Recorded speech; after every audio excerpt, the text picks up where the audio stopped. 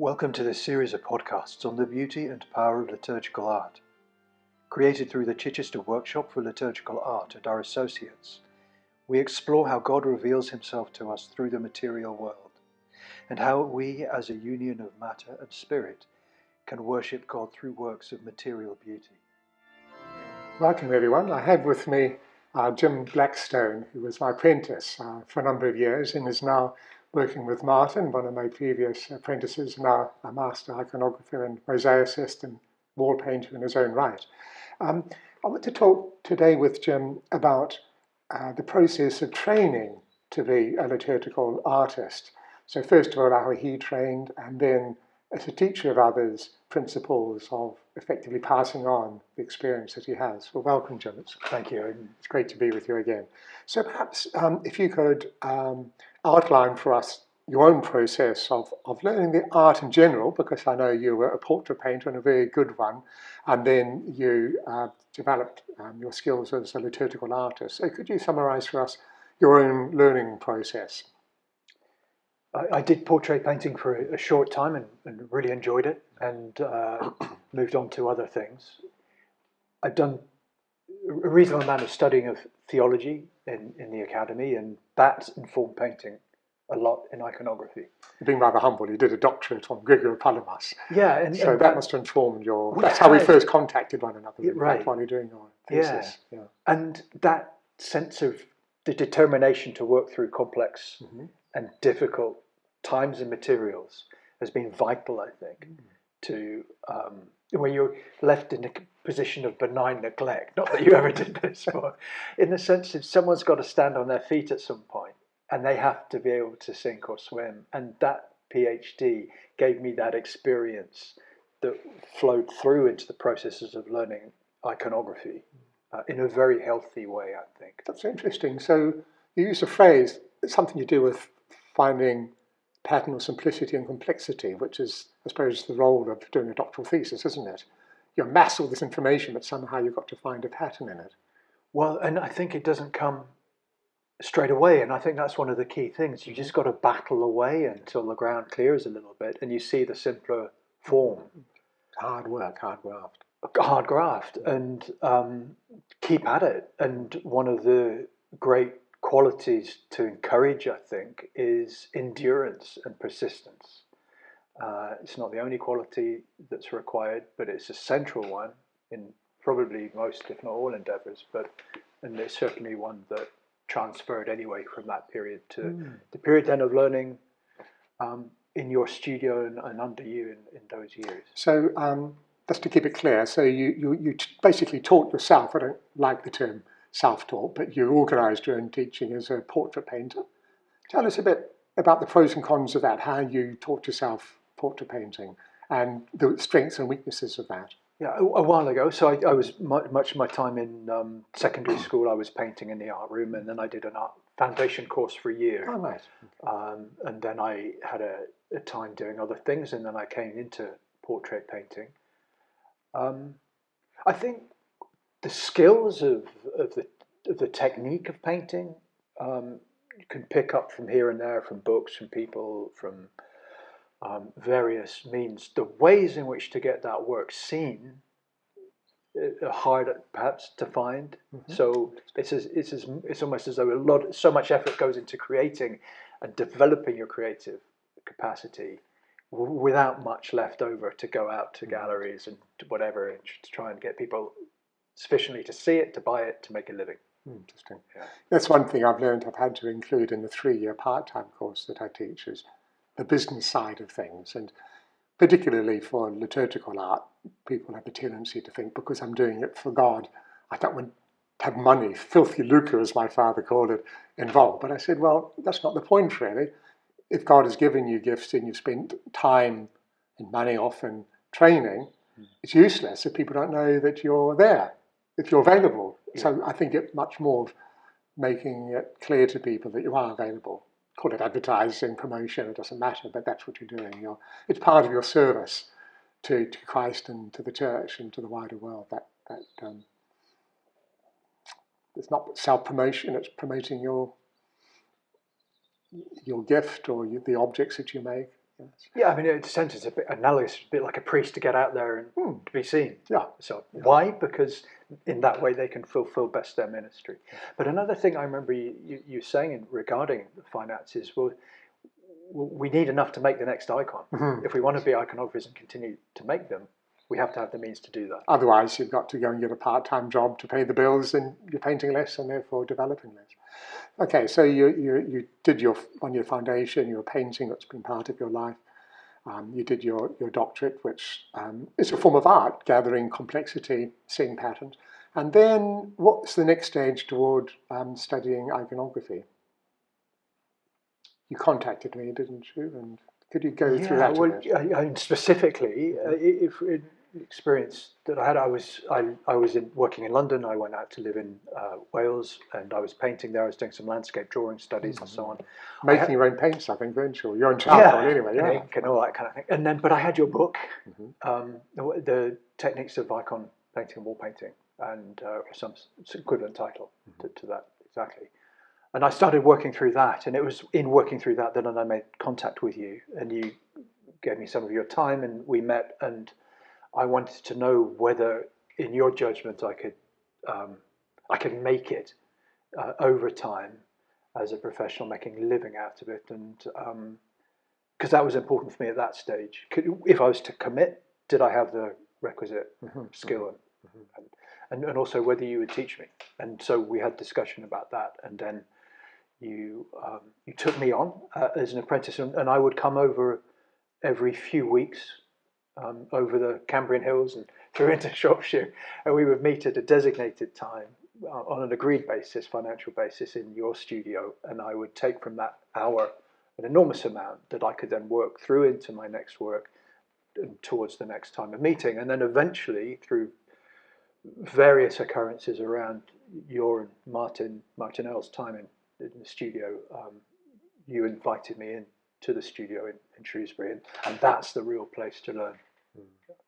So, self-taught, the discipline of academia, and then a book, and then distance learning, in the sense that I think every month roughly you would come, so we'd have 2 hours together. I would assess the work that you've done, the studies you've done, and I'd say, well, this has worked well.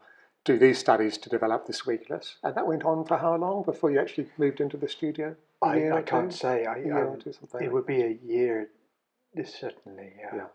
And you had, what impressed me was that you had saved up enough money from your previous work to be full-time at home studying. So when I gave you studies, I knew that you're going to be serious and you're going to do those. Not just when you felt like it. So that impressed me, and that as someone who takes on someone into their studio so that I see them more than I see my own children often.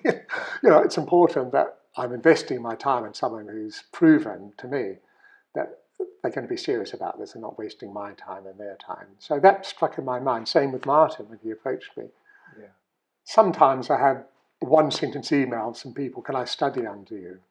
Well, they take them 3 seconds to write this. Often it says, hi, no name. I thought, forget it. But Martin crafted this long email. He came to see me just for an hour, and we got along well. But I thought, this man spent time crafting this email. And I thought, okay, he's serious. So we met more. And so that's good. So then you came, and how long were you with me in the studio with myself and Martin? You'll always get me on a number of years because I can never remember a time. I'm asking because I can't remember myself. But so it was a while. 3 or 4 years. Something like that. Okay. So let's go into the detail, because I quite agree, though we'll go over the strengths and weaknesses of each of these methods of learning that you've mentioned. Let's go over an average day as an apprentice. Could you describe common sort of days and how you learned? Get in on time, make it a working day, okay. At the least, so you have a minimum time, and listen. So it's a question of listening in case of visually and orally, and within the trust of a studio, within the confidences of the studio. But you're hearing conversations, you're hearing interactions.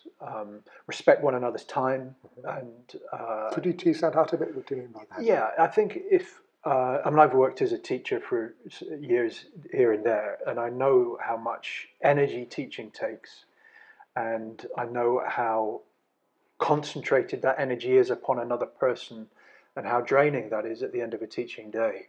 So if I'm in a studio and I'm asking of your time at certain points, I need to respect that that takes your energy and that's going to divide your concentration. Well, I presume it would. So I have to be attentive to that, and in order for the whole studio, as I see it, to work well over time. So I was impressed by your discipline in terms of paying for the time that I gave to you. I wanted flexibility, so I didn't want us to say, right, every week, Friday between 3 and 4, we have an hour together, because you might be halfway through a drawing and you need to ask me straight away. So we had this system that worked really well for me, and I think for you, where you could approach me anytime you liked, but you would keep a record of how much time. Might be 10 minutes, quarter of an hour. Then at the end of each month, you would basically tell me how many hours of my time I'd given you. Then I would invoice you for that. So you were free to ask me whenever you wanted, more or less. And I was thinking, it's taken up so much time, and I've got to pay the mortgage next month, and I'd resent it then. But this worked really, really well. So I think that respectful of time and therefore money, effectively.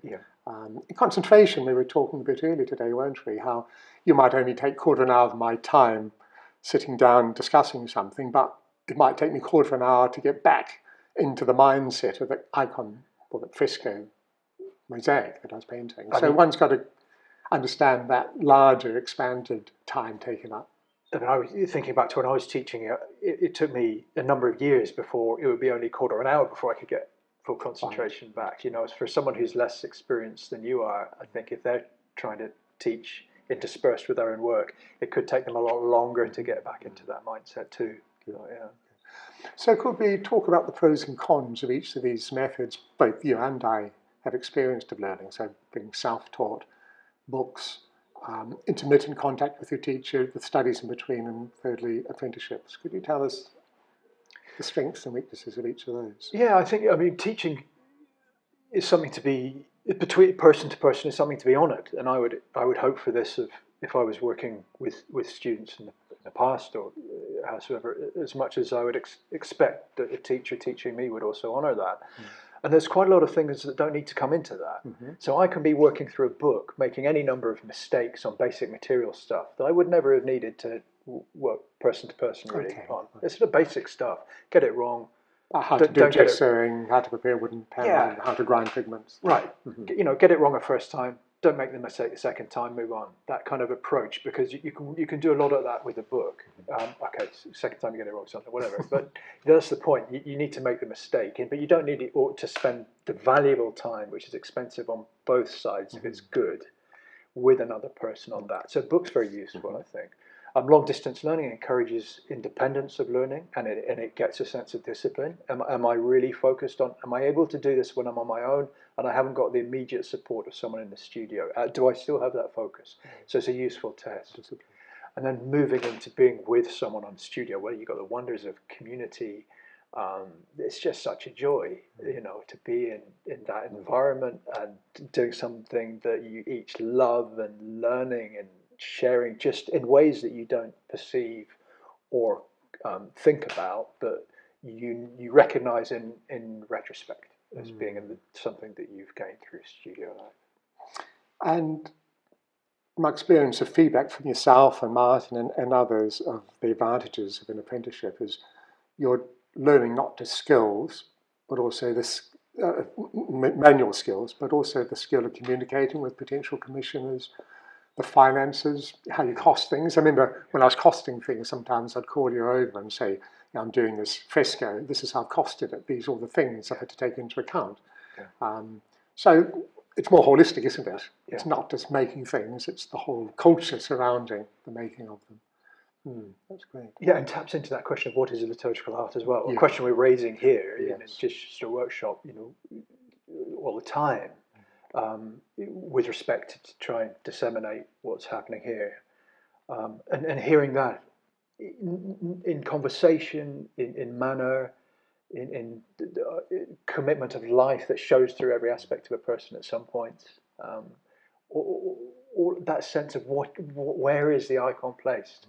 What's the life of the icon in its right place? That's I learned in studio really, and the financials also. So perhaps we could tease that out a bit more, because I think a fault of a lot of church art that's been commissioned this last century, and perhaps we could even go back to the Renaissance, is, well, we want a crucifixion in our church, or we want the resurrection. Let's just ask a good artist and see what they come up with. I think that's a really big mistake, because it's not just the what is depicted, but how it's depicted that affects the soul.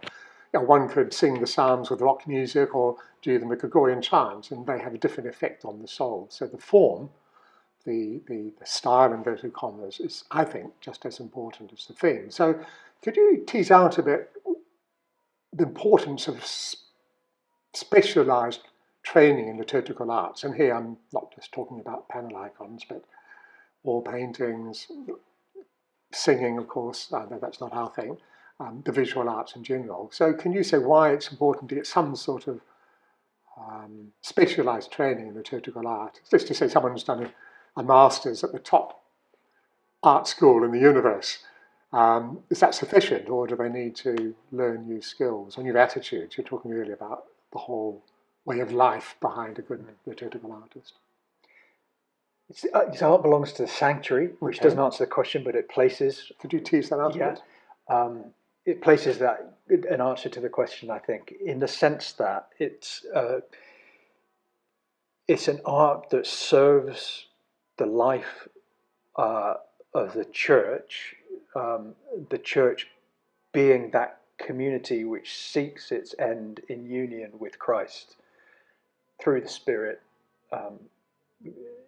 knowing through Christ the Father. And that you wouldn't learn in an MA I don't know, but in an art college. I haven't been to. They'll probably actively discourage it. Maybe, and so that's something to learn. Now that can be done through rehearsing, learning about the tradition of the visual forms diversely through the church over time in certain periods that we concentrate saturating oneself in how other artists have expressed the resurrection or this icon here. Yeah, and it becomes part of then what you produce for being saturated in it. And I think writing as well. And here's something as well that I've learned from your example in the studio is the value of writing. It's not going to work for everyone, but for those for whom that's something that encourages their creativity and communication, I think that's a real valuable way to build up. The word and the image going hand in hand. Yeah, because you're thinking about, we're talking about the sanctuary, the theology of the sacrament, the theology of the Eucharist, the theology of baptism, and the relation of word and image and mutually strengthening. Yeah, the word liturgy means the work of the people, or that's what some people think it means etymologically, but the point is that any visual art is part of a larger symphony of worship.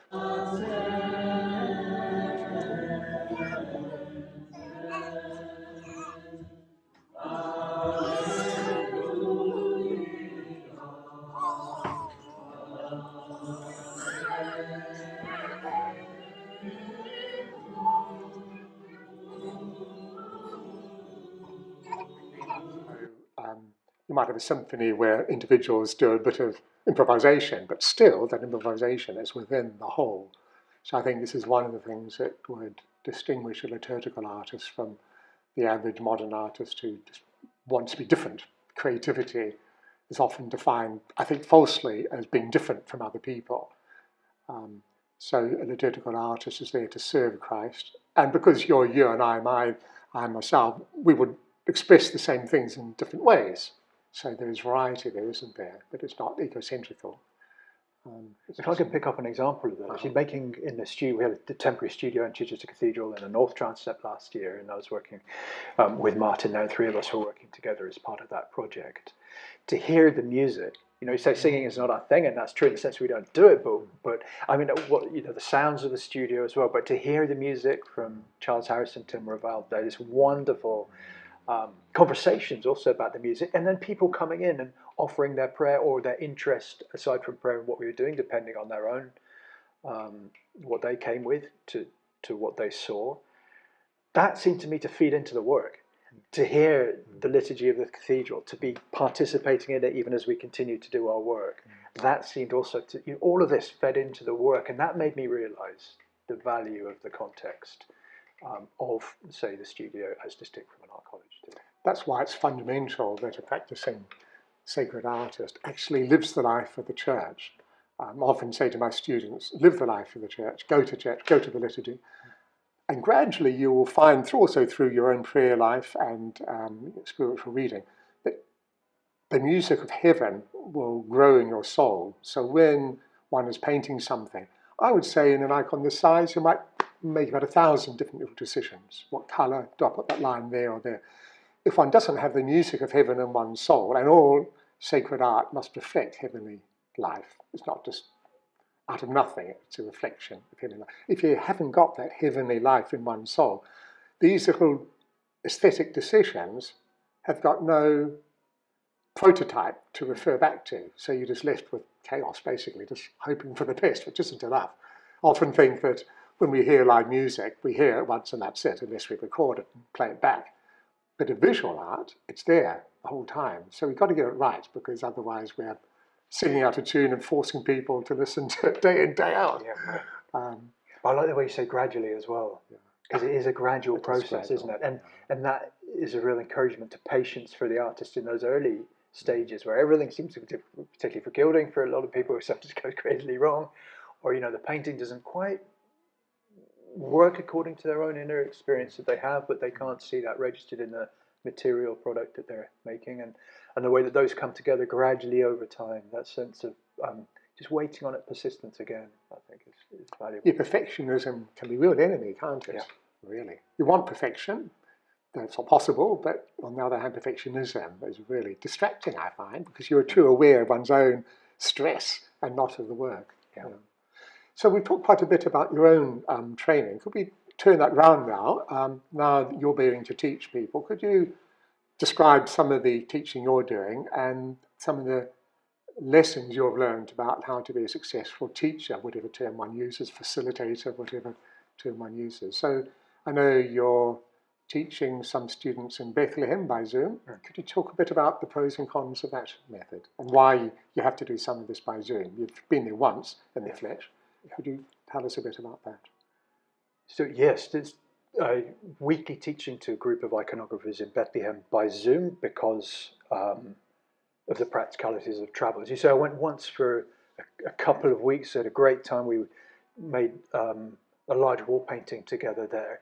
It works by Zoom better and better if you know the people better and better, because you can not be so distracted by the various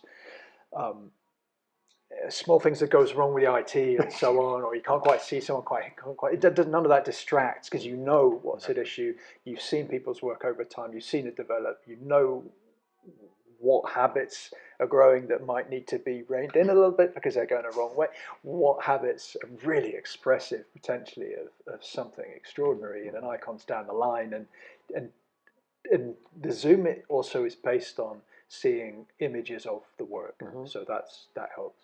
I found doing Zoom that because the quality of the images in Zoom aren't that high, I always get them to take a good photograph, square, because often they take a photograph and it's taken about 45 degrees. And I say, give me a proper photograph, this is rubbish.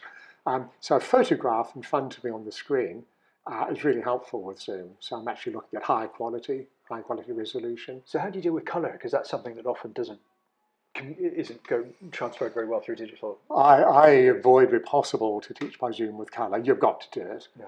But I will be happy to take on a student to do the initial monochromes, where it's form, not colour.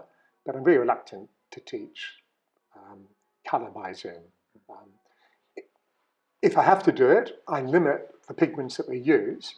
Generally, I've got a special yellow ochre I use and a light red ochre and a black and white. So I know what those pigments look like. So even though what I see on the screen is not that accurate, I know what it looks like in real life.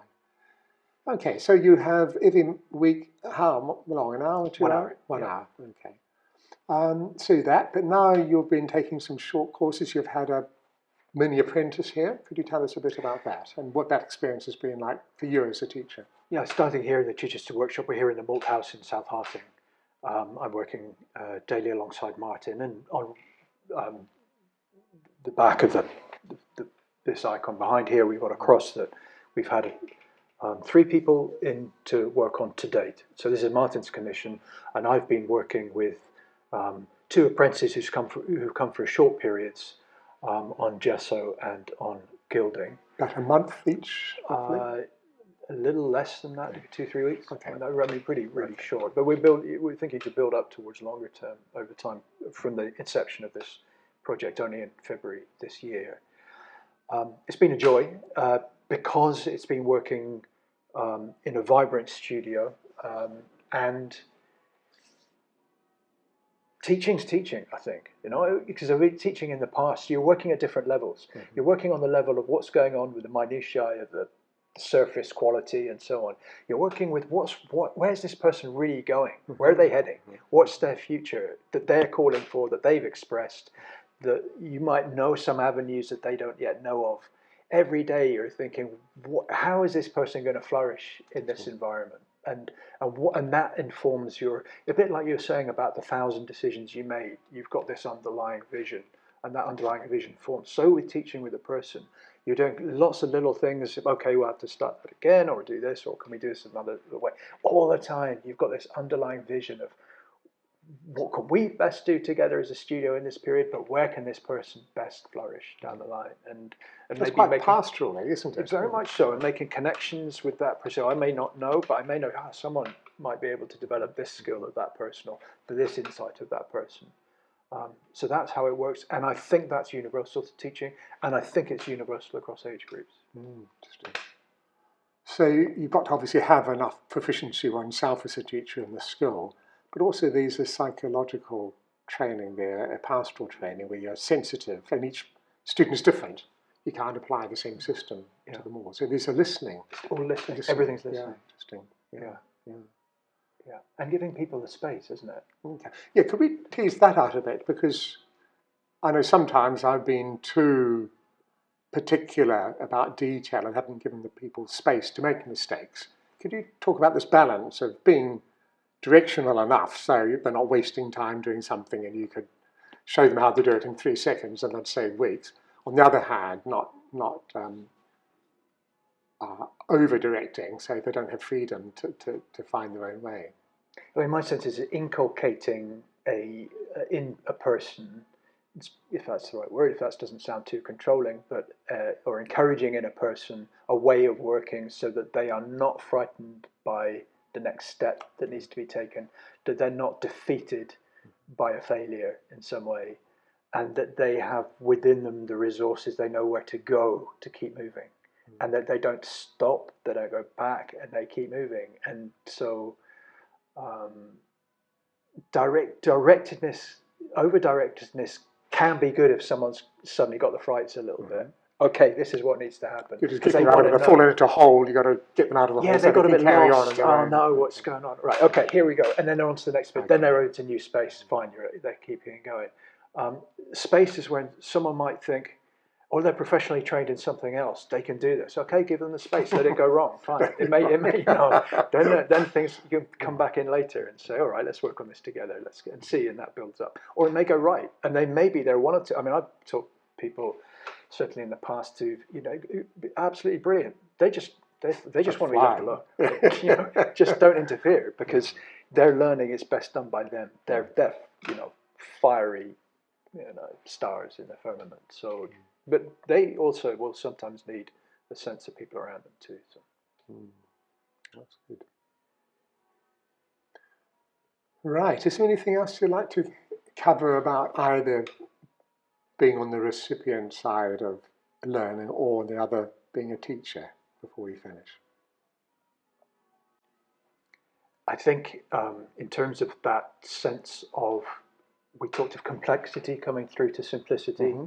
So in teaching, there are so many sort of complexities, but it can then revolve finally upon one simple path, which is to do with, to make the analogy of faith, is to do with the trust that might need to be reestablished, built up, enjoyed over time, and it is ultimately love and an expression of that love which is in Christ. So I think, and this is again something I've learned, in studio. So, and that's the beginning, the middle, and end of teaching.